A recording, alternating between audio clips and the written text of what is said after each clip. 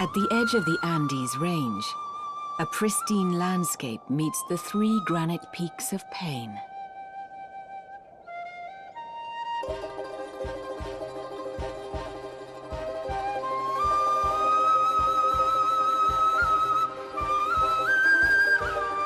Spanning across the southern part of Chile, Torres del Paine National Park covers over 500,000 acres of mountains, lakes, glaciers and valleys. Black-necked swans and Chilean flamingos dot the numerous lakes in the region. Guanacos, cousins of the llamas of the north, fill the fields. Large Andean condors take to the skies, scavenging for carrion. Rarely seen, and even more rarely filmed, the puma is the top predator of these mountains.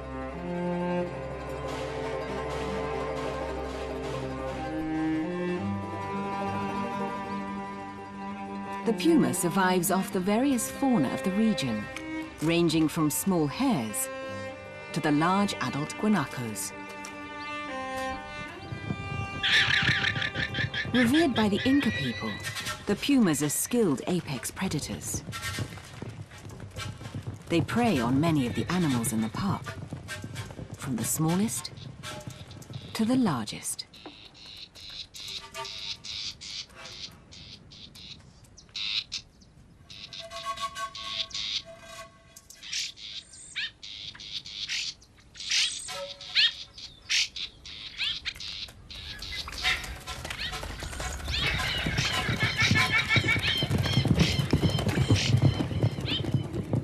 These big cats can be found all over the Americas, making their homes in the forests, deserts, jungles and fields from the north to the south. Over the course of 2 years, Hugh Miles filmed the pumas of Torres del Paine, following one cat in particular.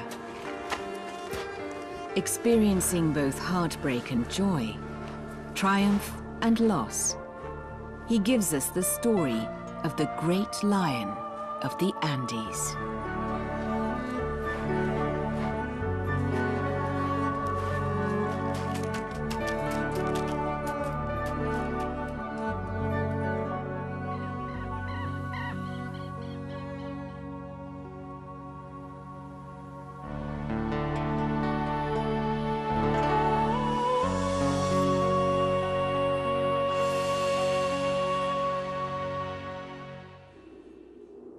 Running along the western coast of South America, the Andes Mountains are the longest mountain range in the world. They culminate at the tip of Chile at the Southern Ocean. These mountains are the home of the puma, one of the big cats of South America. One particular territory is the Torres del Paine National Park. Here, these large felines have wide grassy hills, craggy mountain peaks, and long lakes to stalk.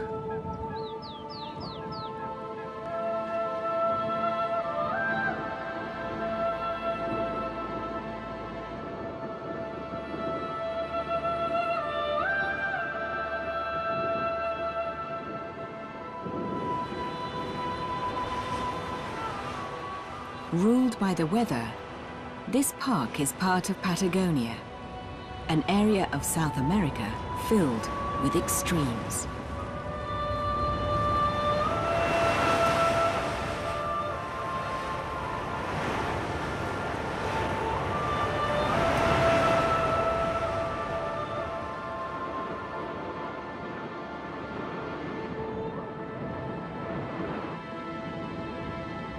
Protected in the park, gifted animal filmographer Hugh Miles is undertaking an extensive stay to film the pumas that live there.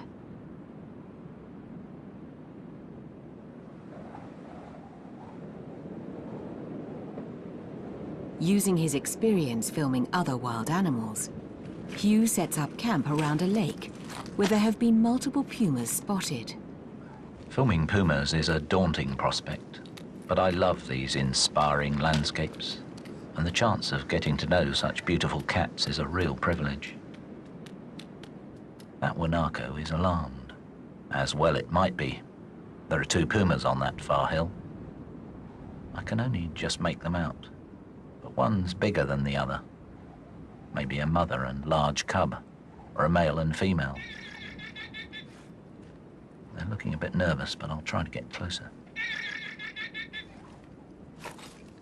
It's always exciting when approaching an animal for the first time, especially something as charismatic as a big cat. Wow, he's not happy. Those flattened ears mean he's terrified.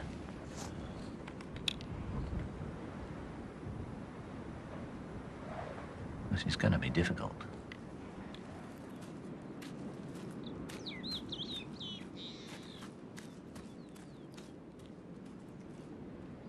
Hugh readies for a long shoot. He will stay in the area for 2 years filming the pumas and various other animals of this landscape. A few are more easily won over than others, such as his new neighbors, foxes, who can be tamed with a few treats.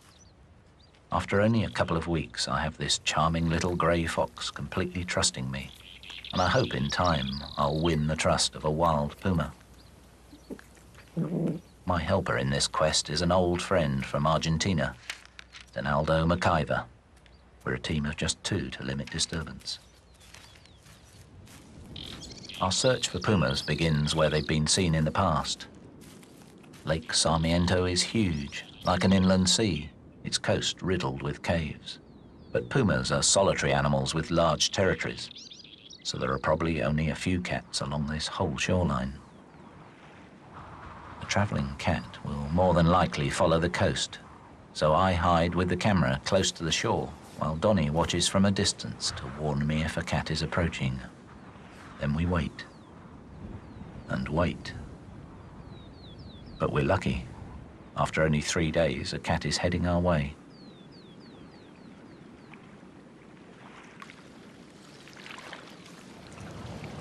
Hello, Hugh, do you copy? Yeah, go ahead. There's one coming around the coast now.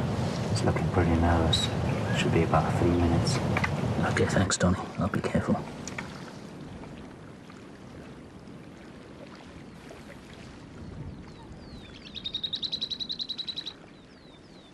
It's looking a bit tense. Obviously aware that something odd is hidden in the bushes. Jeez, that's one lovely cat. A female, I think. 6 feet of feline grace. That's lucky. She's going into a cave. I'll concentrate on this one spot and see if she gets used to me. Those ears are so expressive. Turned back listening to me. Yes, I'm sure she's a female. She has a thinner face than that male we saw earlier. And this is encouraging. She isn't fleeing. If she sticks around, she might be our star. We soon learn that she'll accept only one person at a time. So Donnie looks for other cats while I tried to get her used to me being out in the open. And after several weeks, it's working. Well, sort of. She's wagging her tail in annoyance. I wonder what goes on in her mind. Eye contact is most important to a cat, and I have to look away to release the tension.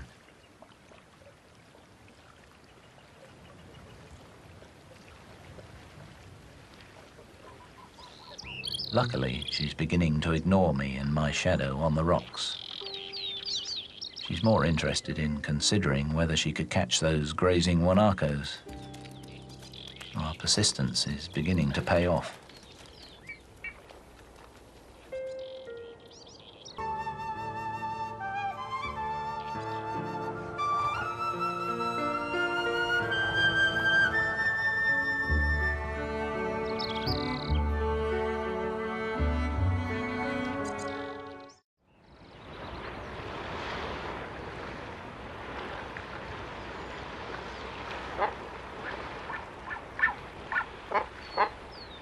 Spring is a bountiful time for prey for Penny. Upland geese and the rhea are both options for her to feed on.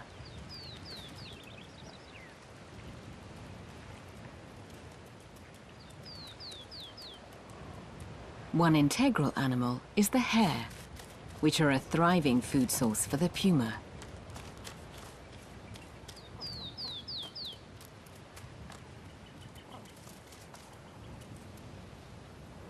While smaller animals are available, the largest size food source available for the puma are the guanacos.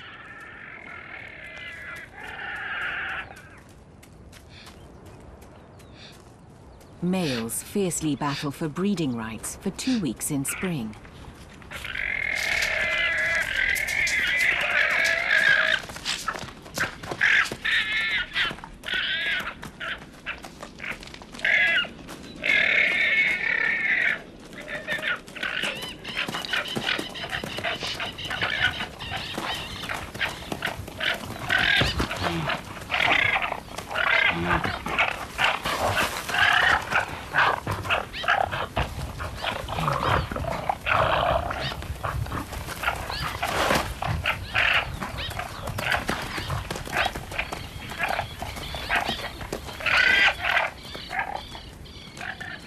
Guanacos are vigilant against hunting pumas.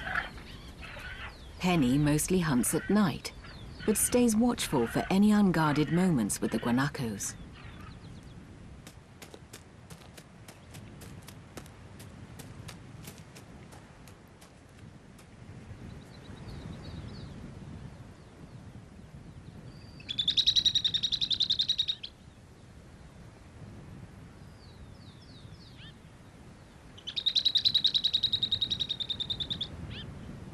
While most would see an open field as exposed, the guanacos use the clear space to their advantage to see any stalking predators.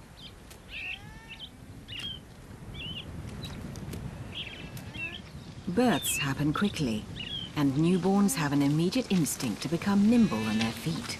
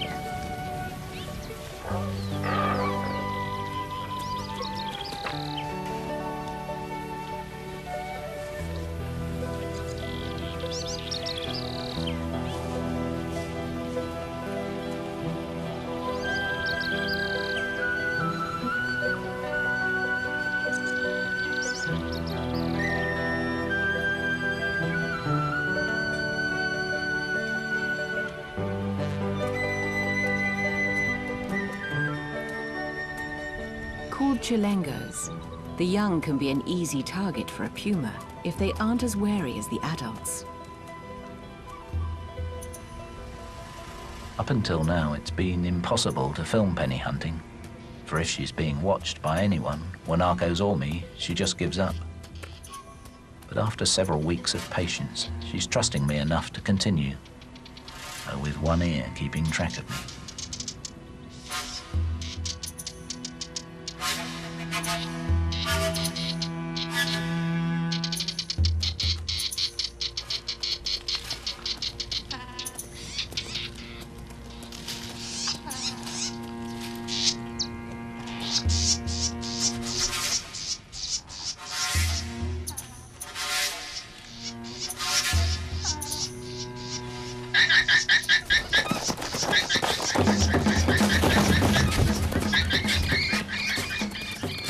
Penny must be careful not to catch the attention of any guanacos, lest they alert the rest of the herd and run off.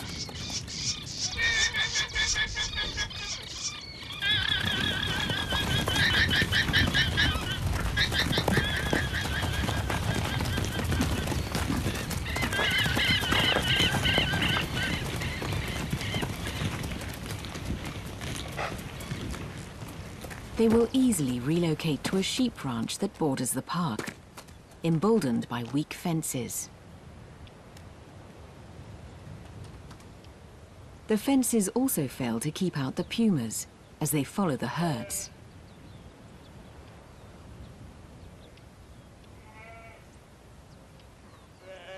Flocks of sheep provide lots of opportunities for pumas to hunt, and the ranch owners have a growing animosity towards the hunters.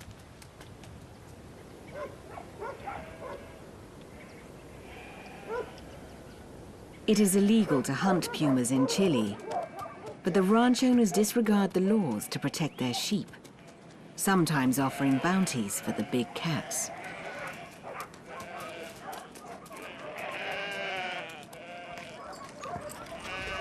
Dogs are employed to track the pumas that cross into the ranches, and often follow even when the puma crosses back into the park.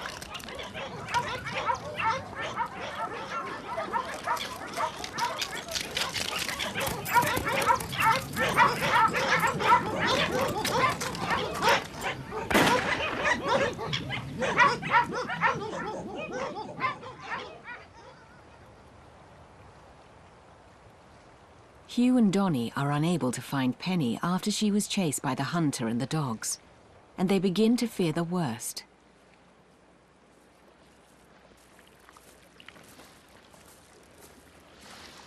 They follow the trail and discover how far into the park the hunter went. There are puma tracks along the shore of the lake, edged by horse tracks.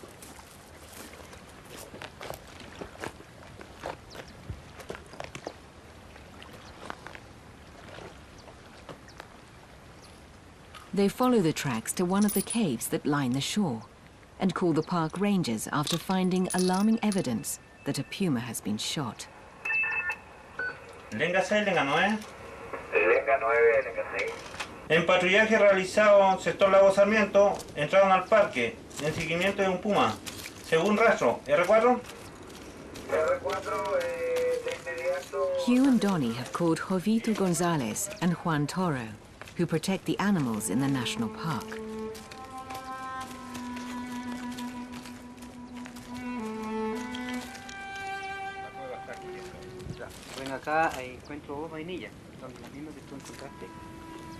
The park rangers find not just one kill site, but 2 other caves have shells and extensive bloodshed.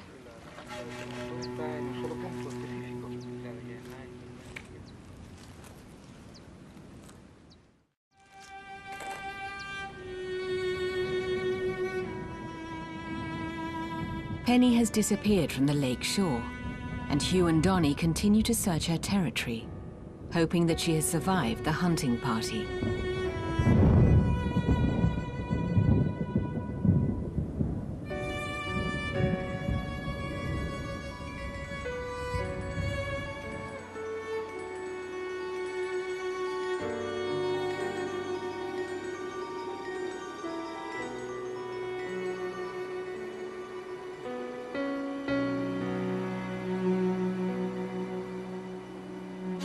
The seasons change, and Penny stays hidden away from Hugh and Donnie. As winter snow begins to pile high, the guanacos begin to migrate away from the lake and Penny's cave. The smaller herds unite into larger groups along the trails that lead west to snow-free feeding grounds.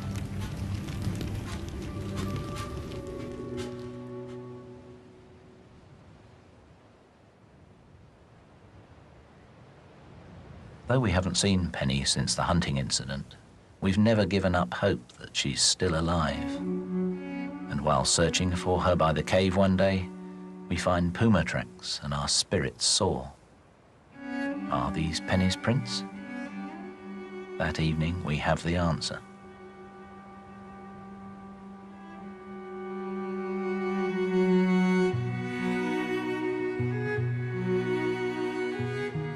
There is our beautiful cat, still very much alive. It's great to see her again.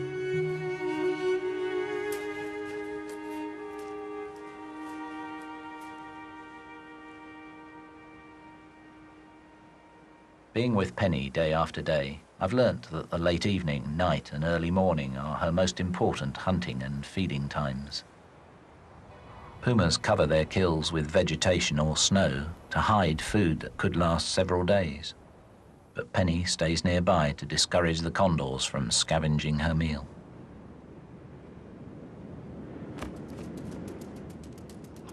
Pumas tend to eat only at night, whereas foxes are always alert for any opportunity, and these two compete for Penny's buried treasure. They mustn't get too preoccupied. Given half a chance, Penny would eat them too.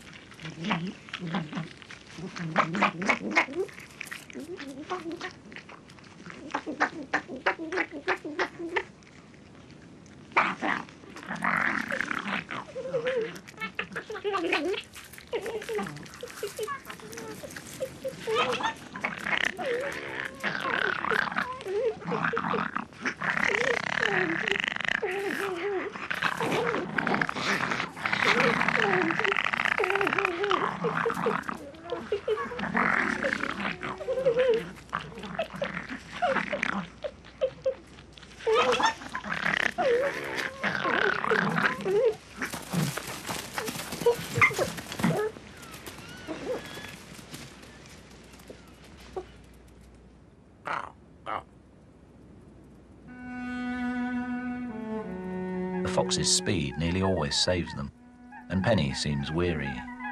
So after a long night's hunting, it's time to return to the den for her daytime sleep.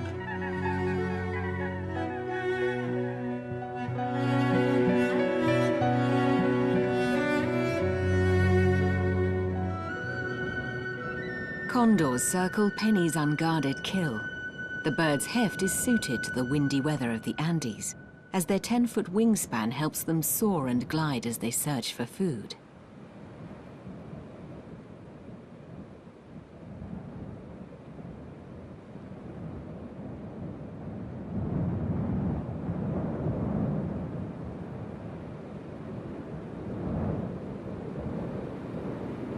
Walking.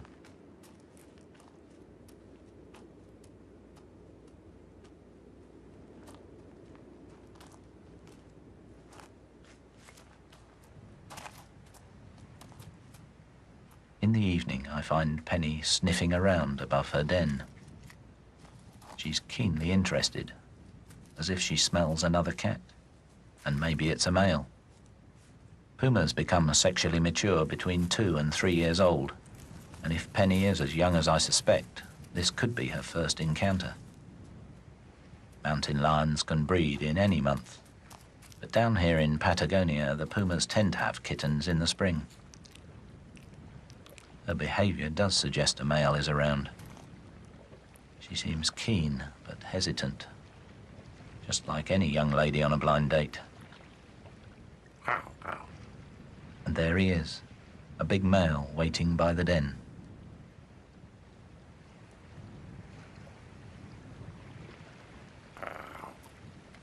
Penny seems apprehensive. In fact, rather touchingly, she circles round closer to me than him. Seems extraordinary that she trusts a human more than a puma. I feel quite honored.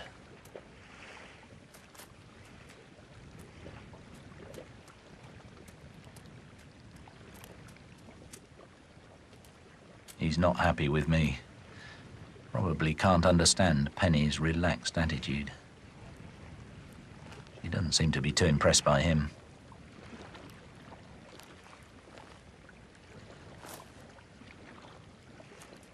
He's a powerful-looking cat, easily recognized by those more distinct black and white markings on his face.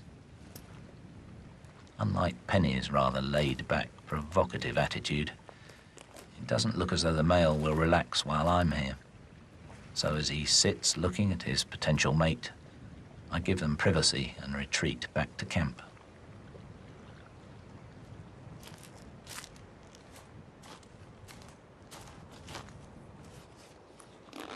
I see Penny and the male together just once more, in moonlight near our tents.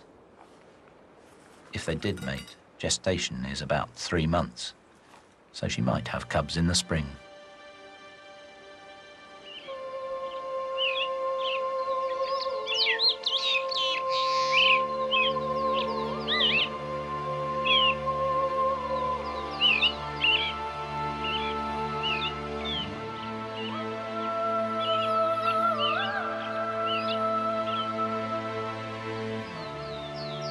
Spring has returned to the area, and with it comes the bountiful wildlife and waterfowl, such as Chilean flamingos and ruddy ducks.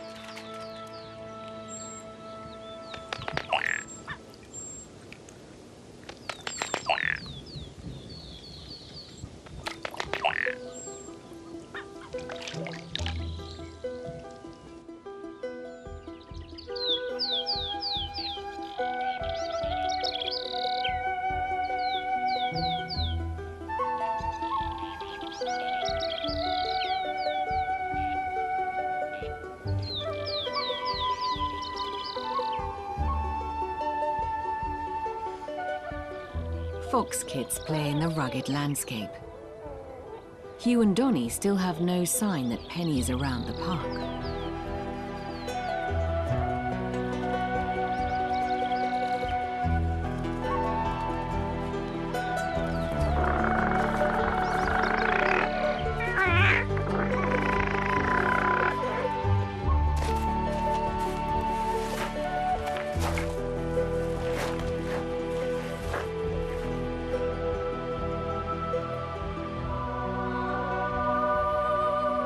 Spring turns to summer, and summer turns to fall, and the animals mark the change and begin to prepare for the harshness that winter brings to the region.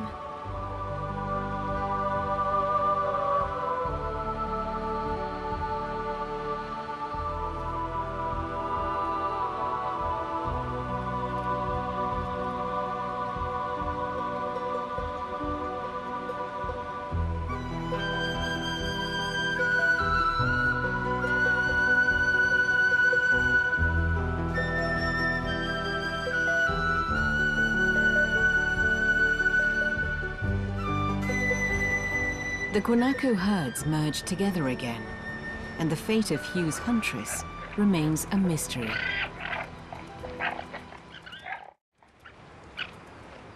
At last I find Penny again, and after all this time, her attitude to me seems different.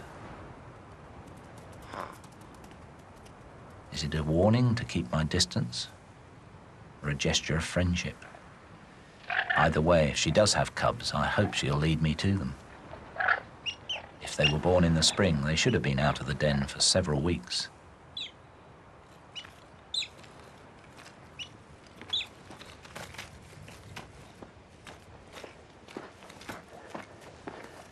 I follow her into a steep-sided valley, at the bottom of which is a dried-up lake.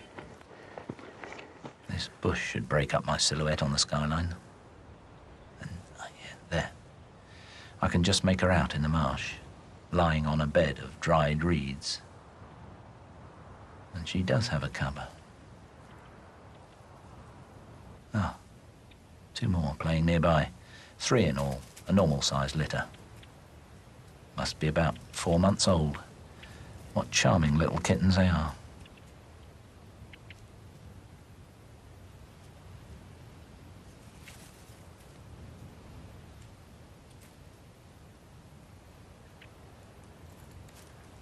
My joy at finding the cubs is short-lived, for in trying to find a better camera position, she spots me and is terrified, absolutely shaking with fear.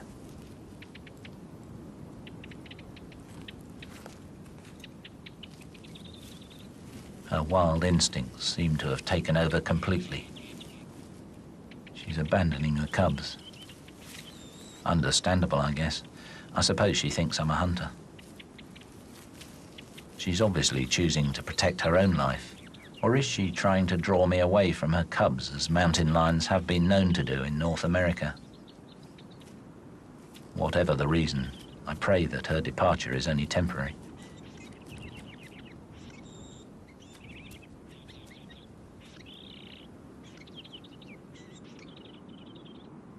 It's a tense situation, for filming wild animals, however well-intentioned, often disturbs them and can even put their lives at risk. And the animals' welfare must come first. But I've really blown it this time.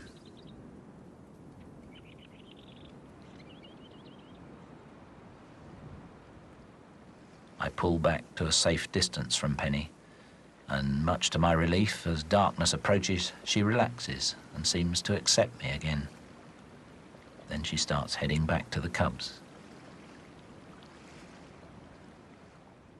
After the scare I gave Penny, I lose her for several days, but eventually find her to the west of her den.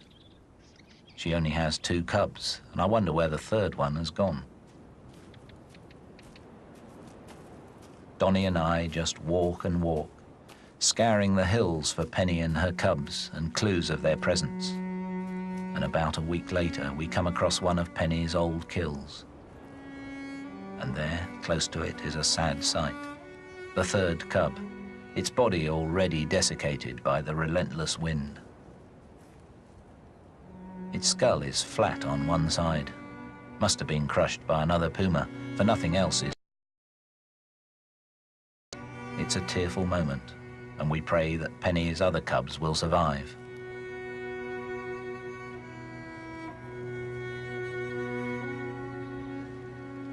Hugh and Donnie are lucky, as Penny returns to the lakeside and the caves that they know. This location provides Penny with plenty of spaces to hide and stalk her favorite prey.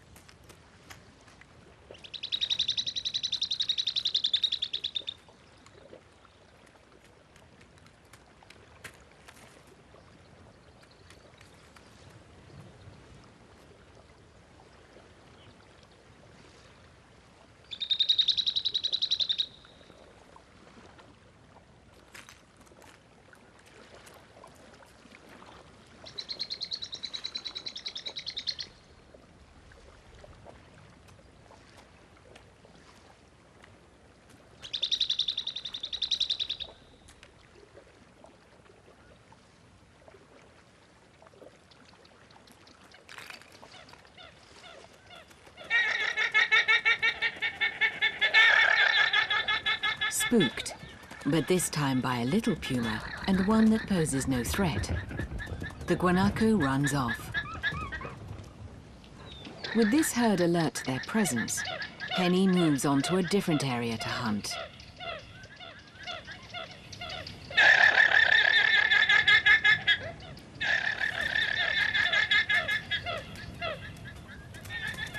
As Penny and the cubs move through the landscape, Hugh and Donnie follow their progression through the park.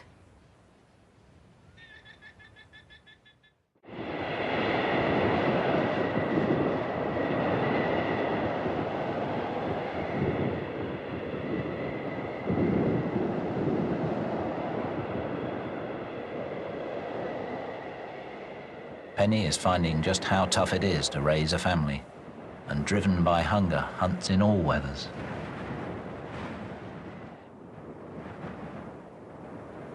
Without surprise on her side, Penny has little chance against a fleet-footed hare, and she needs larger meals too. But the guanacos have been driven west by the blizzards, and Penny must follow. Hungry or not, the cubs remain playful as they follow her trail. They're 8 months old now, and I soon appreciate how effective their large paws are in soft snow.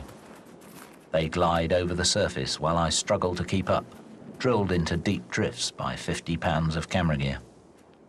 But I'm desperate to see a successful guanaco hunt, and Penny is keen too. On this particular day, she walks 6 miles.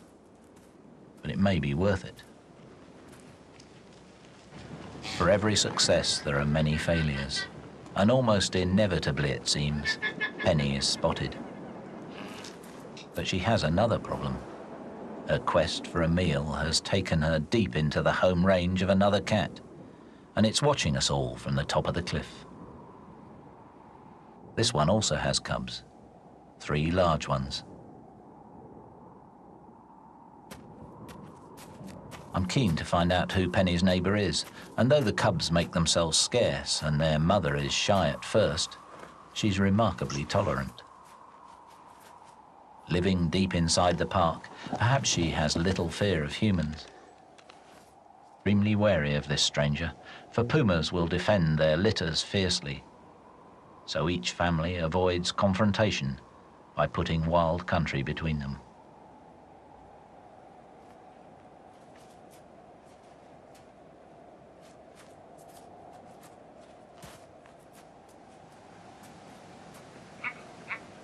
The cubs seem unwilling to do anything but play, and Penny is reluctant to leave the area too, for this is where the guanacos are holed up for the winter. But she must retreat to ensure her cubs' safety. They'll be hungry again, but spring is on the way.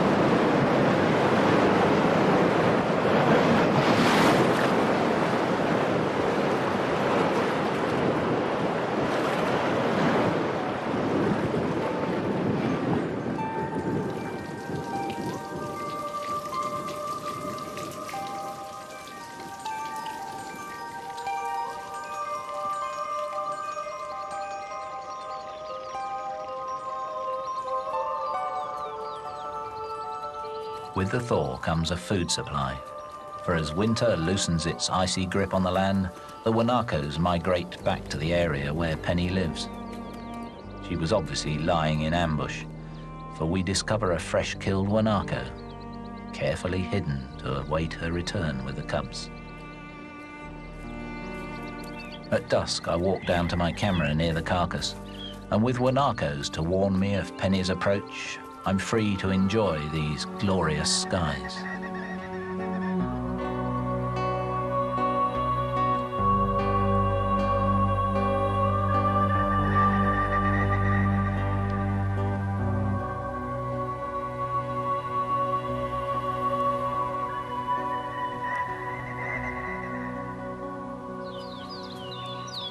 With the dawn chorus in full voice, Penny leads the cubs away, taking them to different parts of the home range each day to ensure they know the best places to hunt and hide. Their survival is important, for pumas are a vital part of the natural cycle in these mountains. From the sun's power to the growing plants, the plant eaters and their death and decay, all these elements must be balanced if the land is not to be damaged. In turn, pumas themselves are profoundly dependent on the life support systems they help to create. So it's not just sentiment that makes Penny and her cubs important. Pumas, cougars, mountain lions, they must all survive if these wild places are not to lose their essential spirit, their inspiration. But the story is not quite complete. I heard recently that Penny and the cubs are still alive. And though I'll always be disappointed that fate didn't allow me to see her actually catch a guanaco, maybe that is how it should be. She's kept many secrets, retained her mystery and dignity. And I have many wonderful memories. For this completely wild puma gave me the privilege of sharing part of her life, even trusting me enough to sleep by my side. Her presence in the mountains is not a shadow, it's a shining light.